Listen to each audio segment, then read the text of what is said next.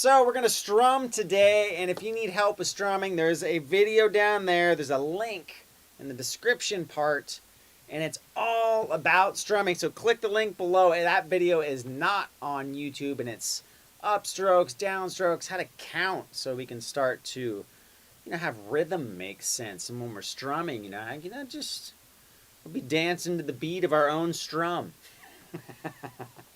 But we're also going to take some, simple chord changes and, spruce them up a little bit and maybe single out some single strings as we're strumming to give our, creative types or songwriting or just strumming on the couch a little more, dynamics and pizzazz. So let's zoom in for a closer look.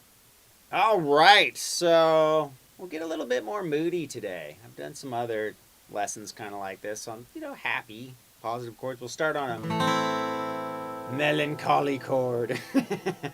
Great chord though. And what's super great about this chord is if we combine it with chords like C and F, you barely have to move your fingers. Okay, they can stay in a very similar location and just barely have to move. And this guy can stay right where he's at the whole time. So let's concentrate on two of those chords, or maybe even three. But what we're going to do is we're going to add a strum pattern.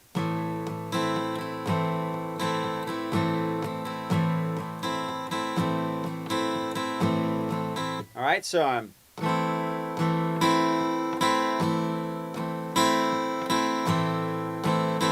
one more time.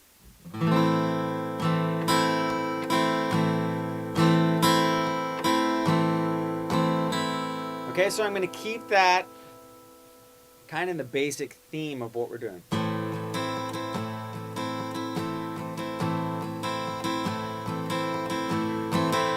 I'll do those, let's say, 2 rounds apiece, so 2 full strum patterns before I switch to my next chord.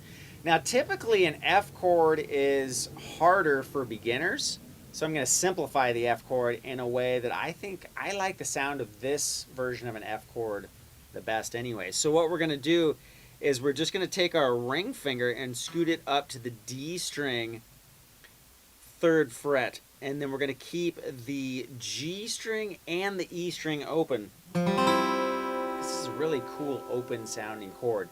Now, to make it more fun, we can add in our pinky on the G note or the E string 3rd fret. We can also put our thumb up here and get the full chord. Just mute out that A string though with your thumb skin right there. Okay, so we're going to keep that theme going, strumming wise.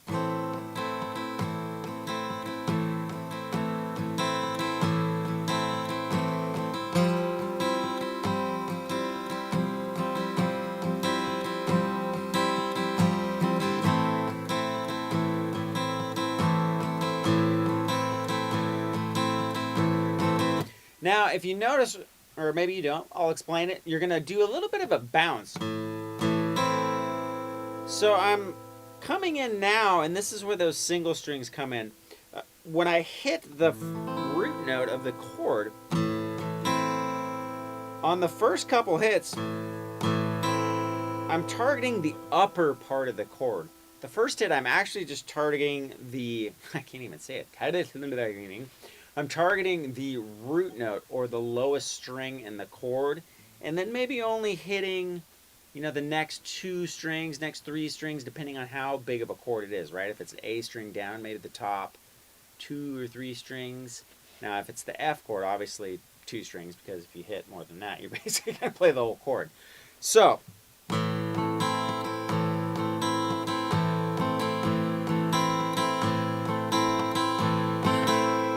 okay, so maybe on the downstrokes, we'll stick to the top part of the chord, and on the upstrokes, we'll hit the higher strings of the chord. And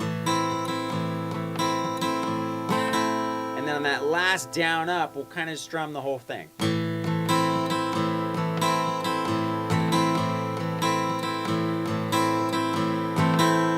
Now that way we can stick to broader strokes and not have to target one string yet, because that can be a little bit more difficult as we're strumming, right? So will just target groups of strings rather than washboarding, which is a great sound. If you're a beginner, that totally is awesome. I mean, keep this pattern going.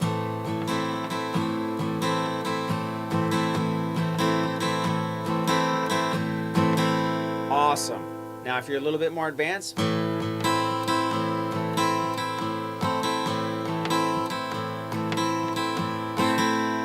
okay. Now, if you want, you can also add palm muting.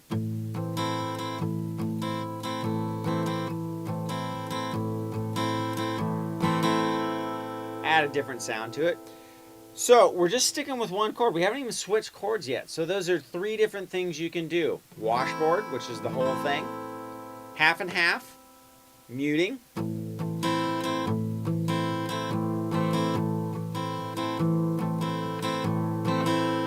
Okay, now another thing that we can do is on one of the strokes, we can just hammer on our first finger right to the fret that it normally goes to, but you start with it open and then hammer it down.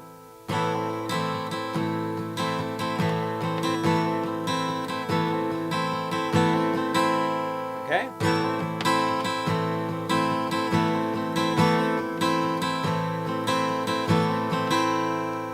So on that one, just on the first downstroke I do it.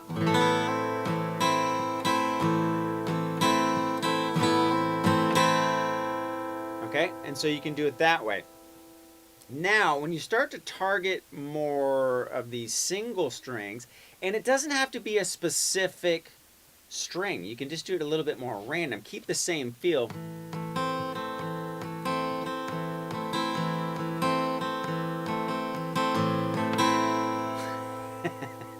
Sorry, I got stuck on my strings there for a second.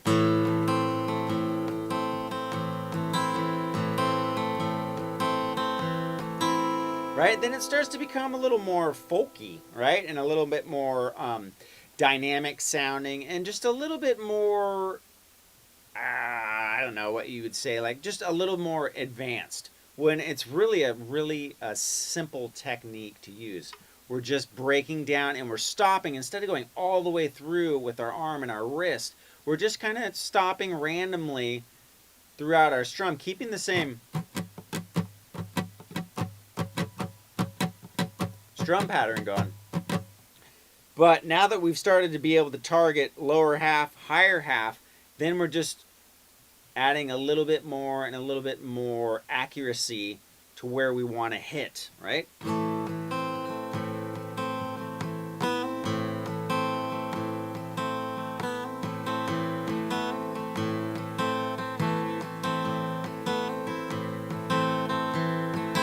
And we switch to the next chord.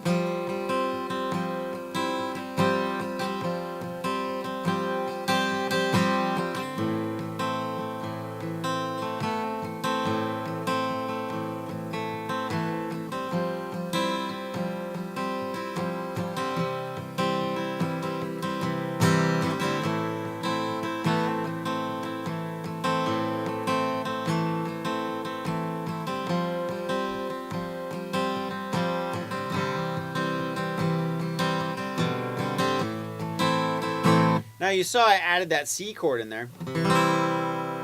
Another cool songwriting thing is just to walk down into the next chord. So if I'm at C, another note in that scale, we can walk down. We can go C, B, back, and it walks us right back into where we turn around the chord progression and start back at the first chord. So.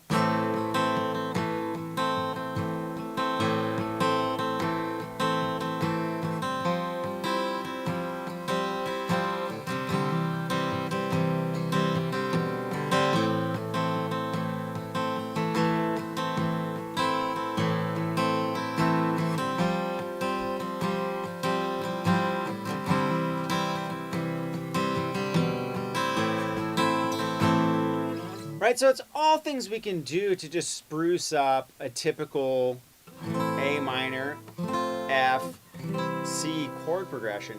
And you literally can do that whole thing the whole time. I mean, there's so many songs of today pop, rock that stick with the same 3 chords, and they just add dynamics. You know, you do that like in a verse part, and then open it up and maybe do more of that what I called washboard strumming. You know, where you're hitting the whole chord, so you're real delicate, black and teary-eyed in the in the verse. You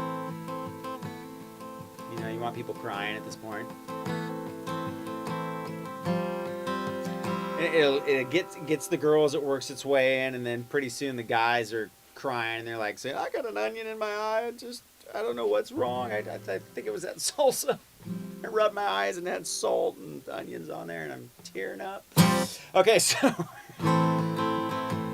now, here we go. Verse.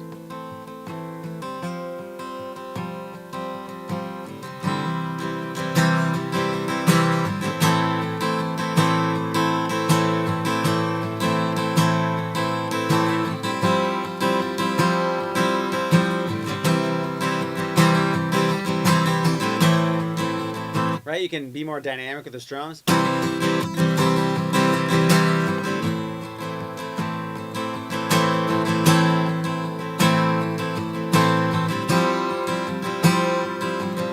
So as I'm strumming,